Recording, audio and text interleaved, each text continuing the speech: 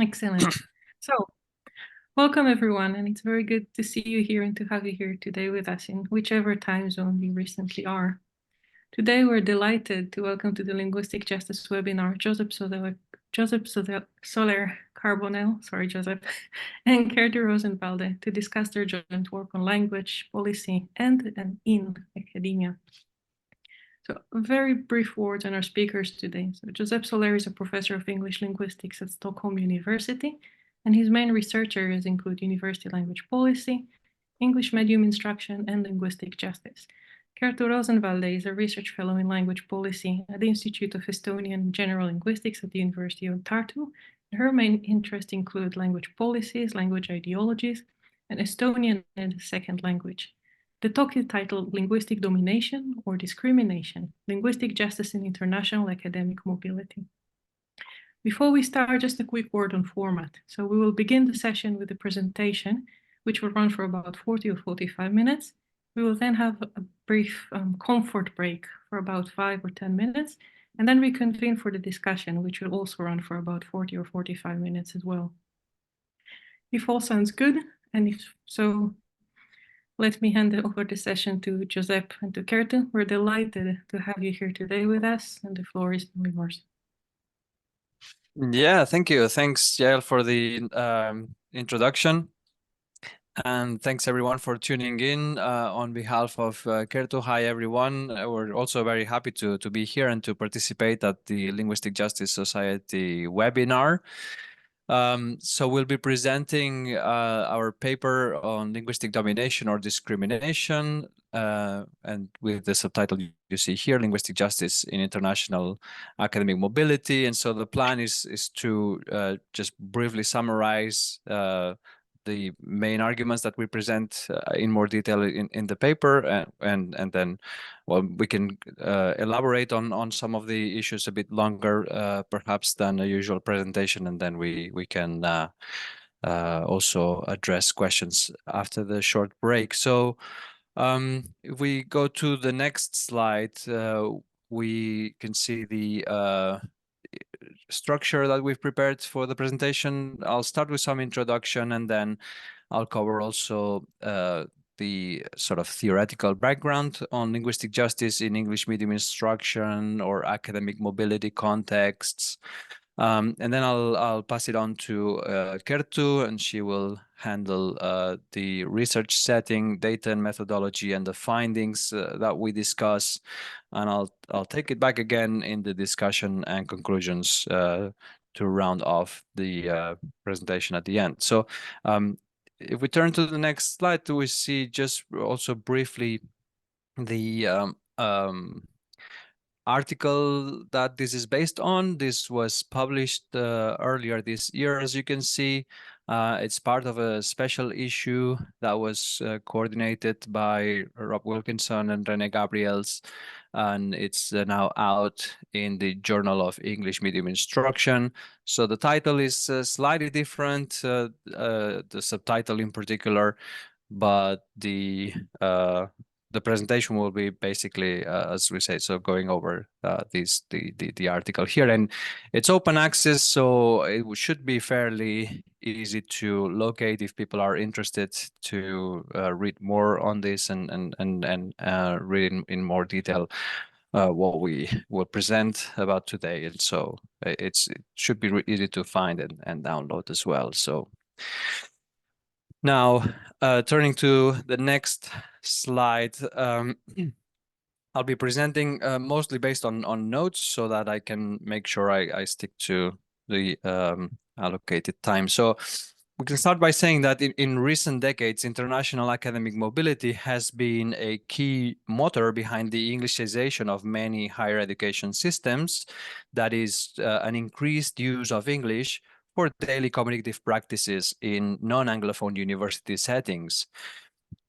Now, regardless of the complexity of policies, practices, and ideologies in multilingual university contexts, resorting to English in transnational encounters between speakers of different first languages is relatively common, yes?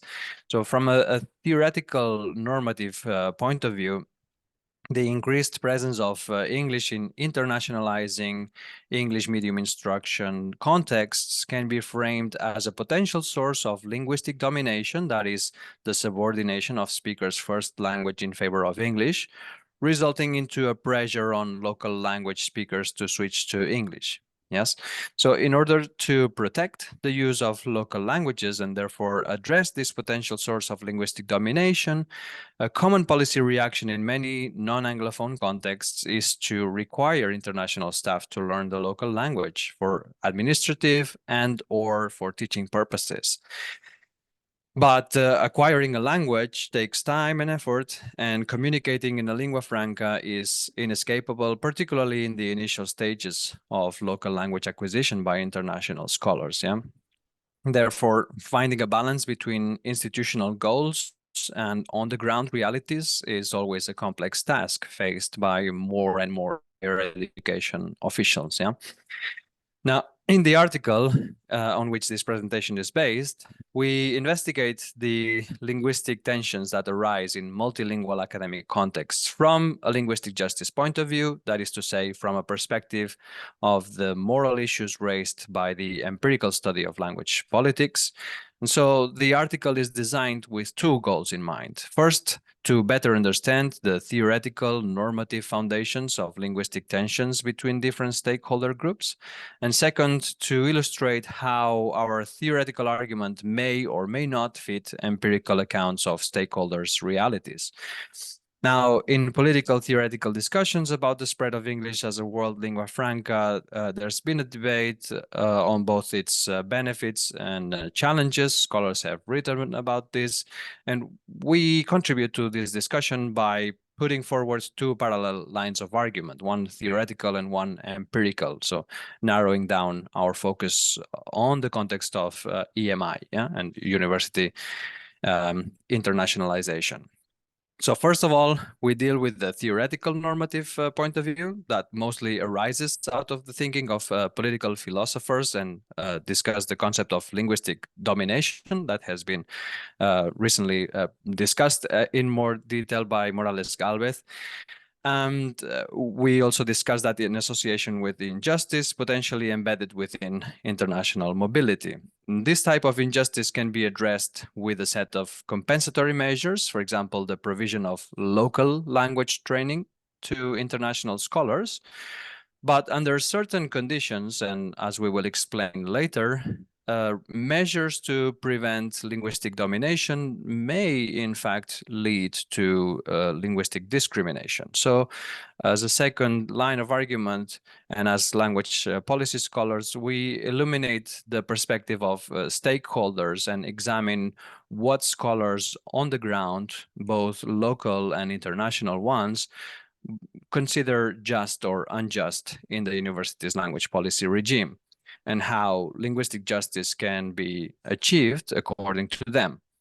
We explain more details about the data, and we analyze later in the presentation the material that we draw on. Yeah. So now moving on to the next slide, we start presenting the theoretical framework. So the two central concepts around which our article is structured are linguistic domination on the one hand and linguistic discrimination on the other.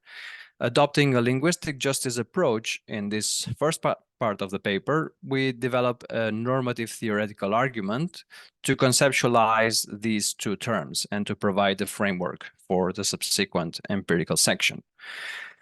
Linguistic justice is concerned with the moral principles that should guide the organization of multilingual contexts. Drawing on Van Parijs, we also say that we draw on Van Parijs, who distinguishes three key aspects of linguistic justice, namely cooperative justice, the equally sharing the costs of acquiring a common language, distributive justice, equal access to opportunities derived from a common language, and parity of esteem justice, the equal valorization of everyone's valued language or languages. Of the three of them, parity of esteem is most important to our argument because it encapsulates the idea that everyone's attachments to their own languages should be treated with equal dignity. Now, in linguistically asymmetrical contexts, this can become problematic, particularly when there is a dominating party that imposes their language to another party, who ends up switching to the dominant language systematically. Yeah? So to understand what might be morally wrong with the parity of esteem, just as we turn now to the concept of linguistic domination. So next slide. What is linguistic domination? When does it take place? And under which circumstances might it occur in the context of EMI university settings? Now, to answer the first two questions, we draw on the conceptualization of linguistic domination that Morales Galvez has proposed recently. So adopting a view on linguistic justice influenced by the work of Philippe Petit, which is the Republican ideal of liberty as non-domination, Morales Galvez defines domination as follows. Individuals or groups experience domination when they are subject to the uncontrolled capacity for interference over some of their choices, exercised by some other individual, group, or political institution. The author disentangles the complexity of this definition in the rest of his article and narrows it down to linguistic domination. Yeah, so briefly summarized, interference exists when someone's options to act one way or another are restricted and worsened by someone else's or some other group's actions. Yeah. In addition, this interference is uncontrolled when it is exercised at the will or discretion of the interferer. Yes. Now turning to the next slide. Transferred this into the linguistic realm, linguistic domination is understood to happen if and only if a person or group is subject to the uncontrolled capacity for interference in their linguistic uses, ideology, and or acquisition by some other individual, group, or political institution. And ending the quote here from Morales Galvez. The author here goes on to offer more elaborate details about types of linguistic domination, vertical or horizontal, conditions that need to be met for an interaction to be considered an instance of linguistic domination, and so on.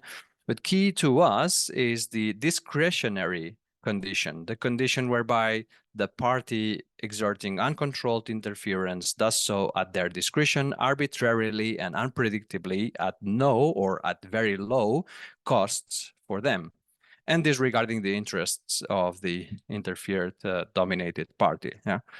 So moving to the next slide.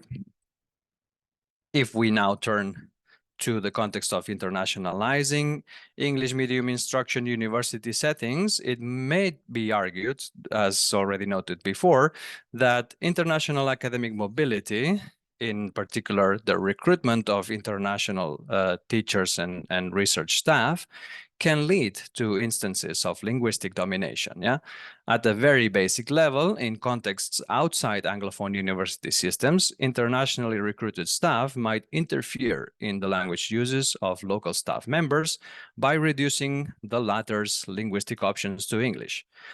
There are, however, two essential conditions that need to be met for linguistic domination to take place in such EMI scenarios. First of all, a time condition, and second, a provision of resources condition. Now, these two conditions are central for the fulfillment of the discretionary condition that Morales Galvez proposes to explain linguistic domination more generally. First, enough time must have passed to reasonably expect internationally hired staff to acquire a satisfactory level of proficiency in the relevant local or national language. And second, enough resources must have been put in place by the university to again expect international members to have developed good enough skills in the surrounding societal language. So that is Without enough time and without proper allocation of resources, it seems difficult to argue that international staff would restrict and worsen the linguistic options of local members at their will, arbitrarily and without any or very little cost for them. In terms of time, recently arrived and short-term mobility scholars' capacity to interfere should be considered rather opportunistic or an incidental fact here, citing Gedeke and Petit, also cited in Morales Galvez. Yeah? Furthermore, in connection to the proper allocation of resources, and partially related to an issue of time, internationally recruited staff need adequate opportunities and means to develop skills in local language. And this requires appropriate language learning options, as well as time in their schedule to devote to learning the language. This is something that is also recognized by Gregersen and colleagues when they say that the study time required for this, for the learning of a local national language, must of course be factored in as part of the employee's total of working hours. And they refer to the University of Helsinki as a case example where this kind of practice is already in place. All in all, and in internationally recruited if an internationally recruited member of staff has spent a reasonable enough amount of time in their resettled location and they have been provided with adequate resources to learn the local language, and for whatever reason they choose to continue to use English rather than the local language, then only then might it be possible to consider their interference with the local language speakers' choices as an act of linguistic domination. So with certain conditions being fulfilled, there are grounds to potentially argue that in principle and at a normative level, internationally hired members of staff can bring about linguistic domination to local staff members in non-Anglophone international university settings. Yeah. Now, turning to the next slide, however, and given the nature of these conditions, of time and of resources, we need to turn now to the second key concept of our paper, which is linguistic discrimination. Yeah? And this is a concept with a longer tradition of study within sociolinguistics and language policy studies. In the 1980s, Skudnab Kangas coined the term linguicism to define linguistic discrimination as follows: ideologies, structures, and practices which are used to legitimate, effectuate, and reproduce an unequal division of power and resources, both material and non-material, between groups defined on the basis of ethnicity, culture, language, end quote. In the context of internationalizing university settings, to the extent that the acquisition and knowledge of the relevant local or national language is tied to specific career goals, for example, applying for tenure in tenure track positions, linguistic discrimination might well be taking place for internationally recruited staff members. This is regardless of whether these kind of regulations are officially encoded in institutional policy documents or not. But most important is whether these measures are combined with the proper allocation of resources or not, as indicated by Gregersen et al., as we saw before. So to the next slide then, proper allocation of resources, as we know, is a power game, is a struggle between relevant stakeholders for who gets a bigger share of material resources and who gets to give direction to certain political agendas.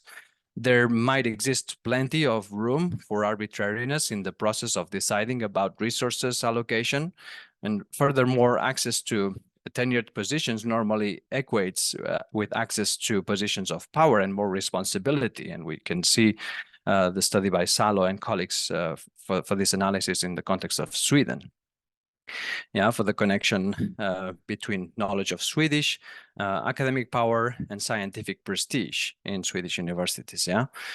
So tying career advancement of international staff to knowledge and acquisition of the local language can therefore be a means of regulating access to power and may constitute a form of linguistic discrimination.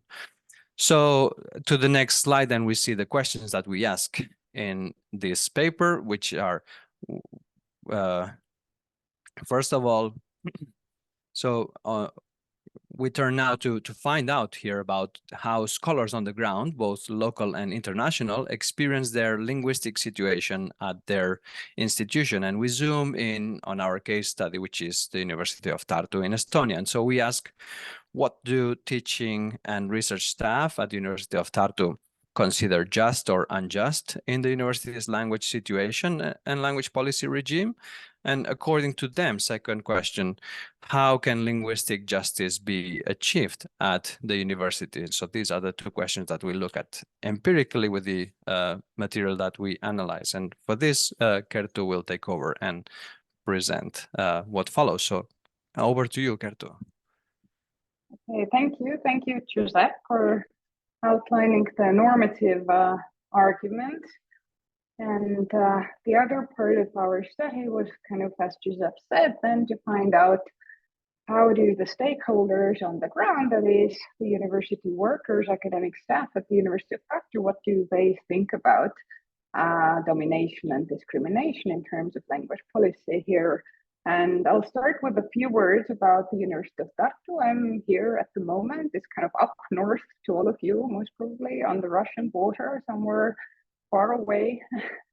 And this is also something that comes up in what the academic workers have to say about the University of Tartu. It's a prestigious university to some extent, but the location and kind of being distant and having kind of Estonian as the language of instruction or the main language here. Estonian is also Finno-Ugric language, a different language to most people working here. And these are the arguments that come up.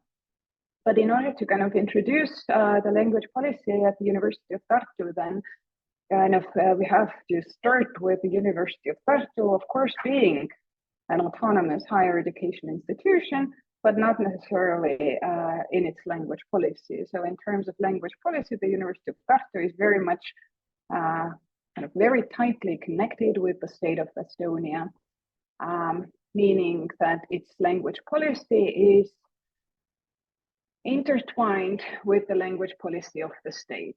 And Estonian, being a language spoken by approximately 1 million, 1.5 million speakers worldwide, is a language kind of in language policy, both then in the language policy at the state level and in the language policy of the university level. The overt language policy goal is to maintain the Estonian language, fight for its maintenance against Russian, against English, against everything.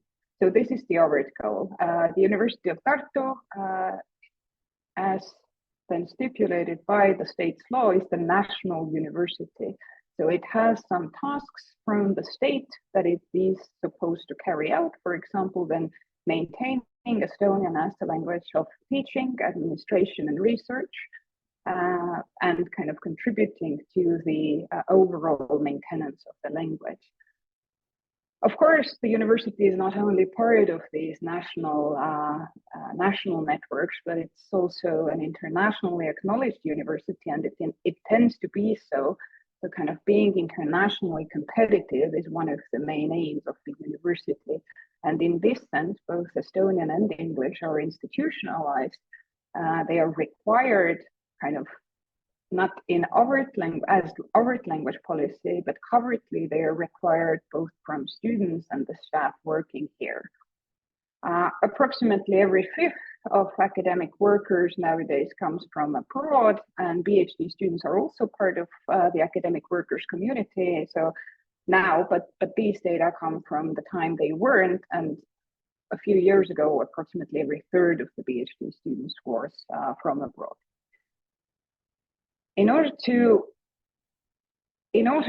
kind of carry out the overt language policy goal that Estonian should be maintained as the language of the university, both for teaching, administering, and research, that the state requires then international employees who have a permanent contract to gain at least B1 level in Estonian in 5 years. So it only applies to those who have a permanent contract and they have time.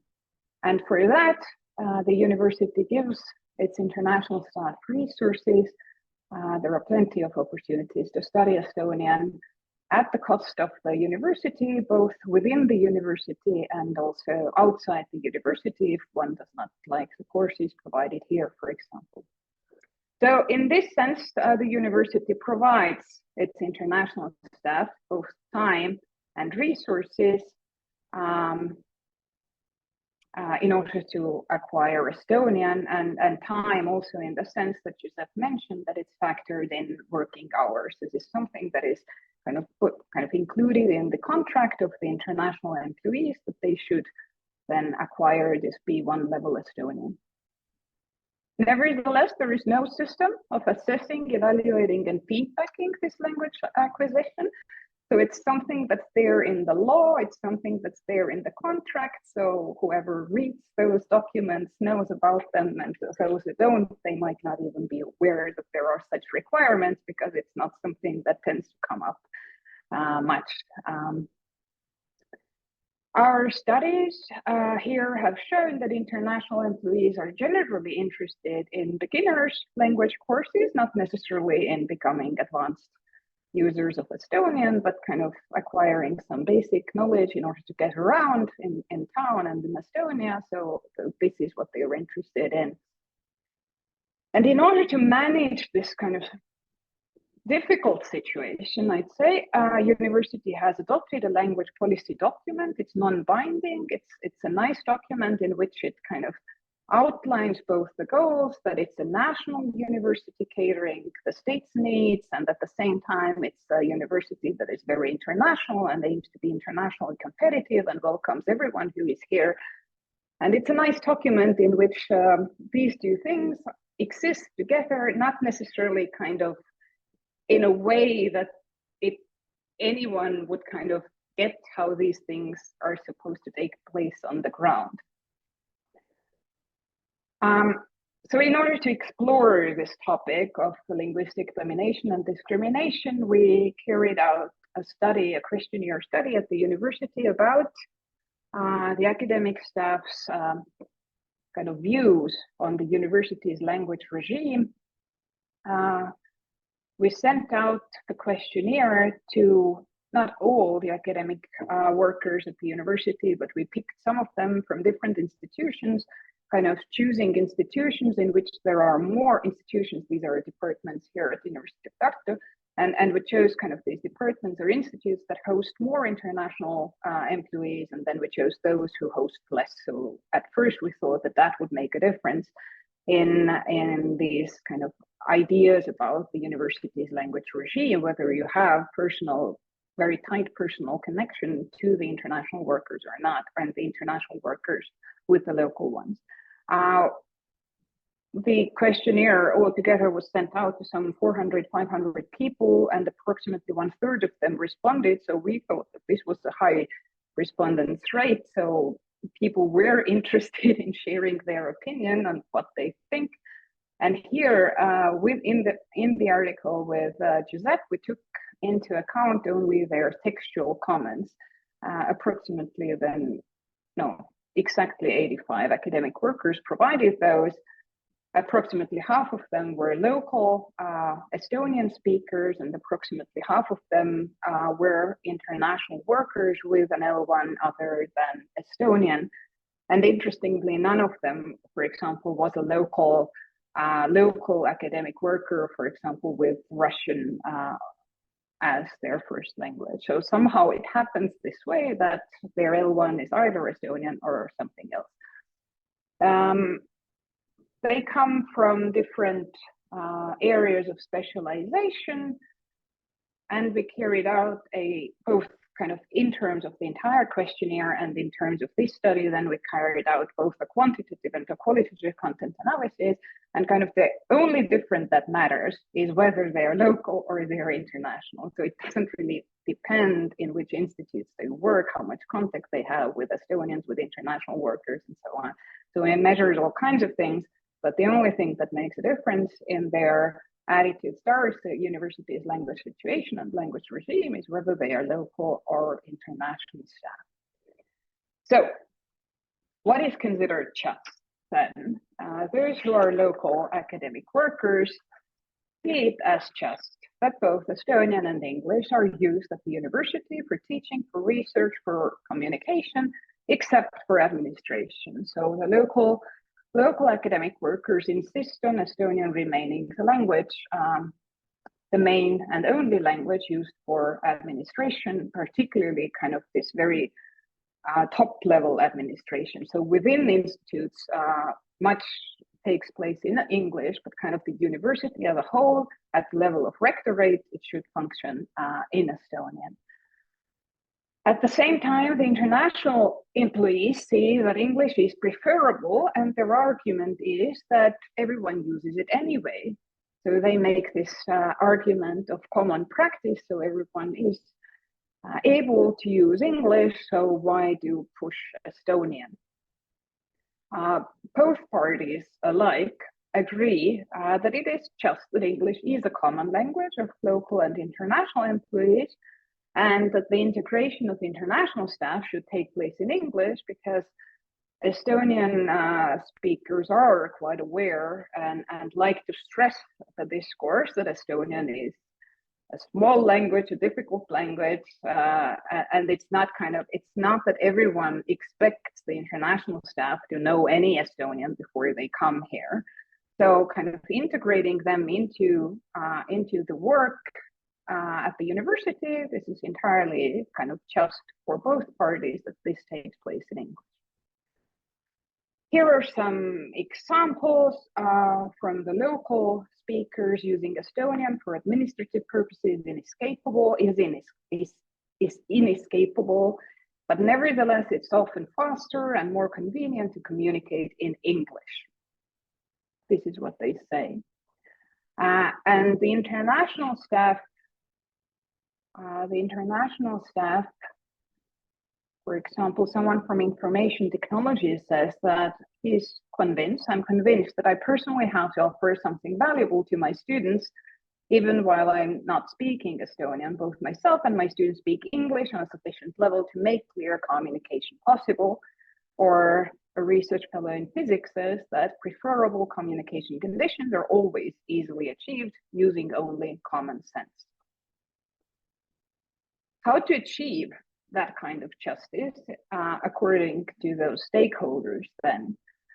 Local Estonian using staff say that it's important to have top-down language policy in place at the university in order to achieve that just situation in which both Estonian and English remain as languages of the university, and Estonian then the main language for administration, because people express their opinion that the international staff would not learn Estonian if there weren't for any institutional pressure to do so. The locals they are divided between being in favor of mild language policy and stricter language policy, and here the nature of the institutes plays a role. So institutes in which there are more international workers, they are more in favor of mild language policy, not pushing the people too much. But those institutes or departments with less international staff, they are more on strict language policies, so people have to be pushed. They don't know them personally that much. On the other hand, then international academic workers take a laissez-faire position to this question. So they think it's just either to have no language policy or to have some mild language policy. They tie this to the question of the University of Tartu aiming either to be a provincial university, that is a university in which local issues are important, such as local language. They say that this is a characteristic of a provincial university versus they want to work at a internationally acknowledged university that generates universal knowledge for the entire world, not just things that are locally important. They also make the argument of Estonian being too small, too difficult, too distant, too difficult to learn.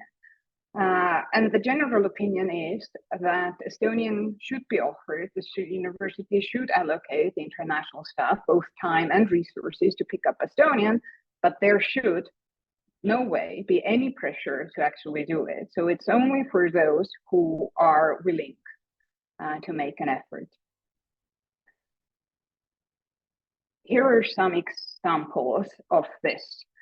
Kind of the mild attitude on the side of the local staff sounds something like that, but it would be good if foreign PhD students had basic language skills, but limiting their opportunities because of deficient language skills would be silly and short-sighted. And there is a kind of a stricter side on the side of local Estonian speakers here at the university. For example, a professor in biology, I think that the problem is the university's relaxed attitude. As of now, the attitude is basically, oh, what's up with this tiny nation and their language? Let's just try to get on nicely in English. Otherwise, our esteemed colleague will feel discriminated against. Estonian is so hard to learn. If no one demands language competence of you, you won't study, you won't learn how to speak. The language standards and expectations for students and instructors should be, over the course of a period, your command of Estonian should reach at least a conversational level. It's almost like we feel ashamed of Estonian. There are two sides. There are those locals who insist of being very mild, and there are those locals who insist on pushing more. The international academics say something like that, a professor in biomedicine. The university should not use the Estonian language as a barrier for recruitment and promotion of foreign staff if improving the international status of the university is the future goal. So the university in no way is using the language as a barrier, but the feeling on the side of the academic staff, international academic staff, that they have experienced something like that. So they experience something that the locals don't necessarily try to do, but somehow this happens, and they might feel that this is discriminatory. Another example, learning a language is always a good thing, but I like that there is a choice whether to learn it or not. And then a very good note from a PhD student in philosophy that Estonian is not an asset for any job outside Estonia, so why should I learn it? And even in Estonia, universities are likely to hire someone who graduated from the UK, the US, Germany, Sweden, and so on, than someone who graduated from the University of Tartu and speaks B1, B2 level Estonian. So the problem with the University of Tartu in this sense is that it doesn't really offer permanent positions to many international workers. They mostly have temporary contact, and they feel that, okay, but I'm here for 5 years. In these 5 years, I have to make sure that I have another job opportunity coming up when I'm done with here at the University of Tartu. So even if I'm given time and resources within my working time here, it's silly to use that, taking the future considerations into account. Okay, back to Josep. Mm-hmm. Yes. So now to wrap it up in 5 or 10 more minutes, and then we take a break. So in the paper, we ask whether international academic mobility leads to linguistic domination or discrimination. And we have used concepts from political philosophy such as linguistic justice and linguistic domination, and combined this with a sociolinguistic approach to empirical data. We have developed a normative understanding of linguistic domination and discrimination and applied the lens of linguistic justice to questionnaire data gathered on the ground. And the lens of linguistic justice has proved useful for grasping various stakeholders' conflicting positions on what they consider just and unjust, and how, in their minds, linguistic justice could be achieved, as we just saw. Yeah. As expected, the reality is complex when explored from the linguistic justice point of view, and the relationship between linguistic domination and linguistic discrimination that seems straightforward in principle and in philosophical arguments is messy on the ground. Normatively, we have argued that linguistic domination, on the one hand, can occur in university internationalizing contexts when international staff are given enough time and resources to acquire the local language, but they nevertheless continue to use English. Linguistic discrimination, on the other hand, can occur when power and resources are unequally distributed between different linguistic groups. Yeah. So our empirical analysis indicates that justice in an EMI context has different meanings depending on background conditions. Yeah? In the case of the academic staff at the University of Tartu, the perception of what's considered just and unjust depends on whether the academic staff expressing their opinion are local Estonian L1 users or have come to work at the university from abroad.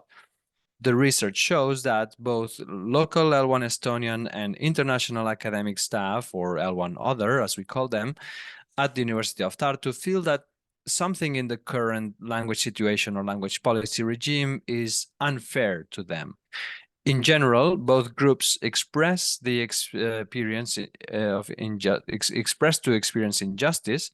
in the changing conditions and both groups report feeling frustrated with the university's language policies, either overt or covert. First, linguistic injustice for the local status, for the local Estonian L1 employees stems from the changing language situation. Covert top-down language policies have contributed to these changes by encouraging the spread of English, resulting from the university's internationalization efforts. The local staff feel that the language situation is changing at the university due to the growing numbers of international staff who do not speak Estonian, or more precisely, who are not interested enough in acquiring and using at least some Estonian. The language situation is changing in the way in which locals do not necessarily like, because they have to adjust their language behavior, and we have shown that in theory this can be perceived as linguistic domination. But in order to stand against these changes and achieve a just language situation, the local staff advocate top-down language policy interference. According to them, language policy should motivate or make the international staff learn and use Estonian, as well as make the local staff use more Estonian in academia. Secondly, linguistic injustice for international employees stems from top-down language policies that motivate or require them to learn and use Estonian. The international staff members have come to work at an international university, and for them, the policy that focuses on their acquisition of Estonian feels like something that forces them to change their language behavior. So for them, the injustice stems from top-down language policy, whereas for the actual language situation in which English is used de facto as a common language seems fair. Therefore, they stand against any language policy interference and only agree to policies that provide them with opportunities to learn Estonian. The status quo in which English is the common language works well for them, for international staff. Yeah, they feel that the language policy that aims to make them learn Estonian is discriminatory, and language policy that makes them use Estonian creates unnecessary barriers. Indeed, they seem particularly aware of these barriers when it comes to accessing positions of power, for example, positions as head of department, membership in other administrative bodies, etc. Yeah. So all in all, the language situation that one is used to seems fair for both groups, while changes seem unfair. Yeah. This leads us to ask how changes can be made just for both groups at the same time, particularly when the university is torn between these two contradictory objectives, yeah, the maintenance and development of the national language and internationalization via English. Needless to say, it has to be highlighted that working with questionnaire comments gives us access to only one small part of the complex realities that the respondents live in. Yeah, so ethnographic studies have uncovered the extra steps that administrative staff are willing to take to accommodate members of staff and to resolve institutional language-related tensions in a bottom-up way. For example, the studies by Luke Holmes. Yeah. The question, however, is whether resolving such tensions has to be left to speakers on the ground and on the willingness by some of them to go beyond their political obligations and institutional support, as reported again by Holmes. Yeah. This goes to show how paradoxical and difficult to solve are the dilemmas faced by many university administrators presently in Europe and beyond when it comes to resolving the tension between international mobility and inequality and finding a balance between institutional goals and on-the-ground needs and practices. The difficulties in implementing policies that are protective of local national languages in workplaces that rely partly on temporary international workers has also been pointed out elsewhere. Now, what seems special about the university contexts, particularly in small communities where there are only a few universities, is that the stakes are high. The interests of local and international staff may differ in that the latter, the international staff, may feel more nomadic than the first. Yeah. So this in turn risks marginalizing issues such as local language use in university administration, raised by some of the informants, as we saw in the data, which locals deem highly relevant, but internationals consider unnecessary. Yeah. This could eventually have an impact on the neglect of locally relevant research topics as well, which is something that may actually happen elsewhere, not just in the context of Estonia. Yeah, so such a conflict of interests could eventually also lead to a lack of university teaching staff able to teach in the local language, a situation that Estonian universities already face in some contexts. Yeah, so our paper highlights both the moral dilemmas of balancing national interests and internationalization, as well as its implications on the ground. In conclusion, while it may be relatively easier to pinpoint the conflicting views on justice in an international university setting than it is to offer workable solutions, we have hopefully been able to show the inseparability of linguistic domination and linguistic discrimination and how these two concepts seem to underlie many of the language ideological and power-related tensions today in international university contexts. Yeah, so until now, much of the literature has focused on the practice and ideology type of tensions in such contexts, and so we hope we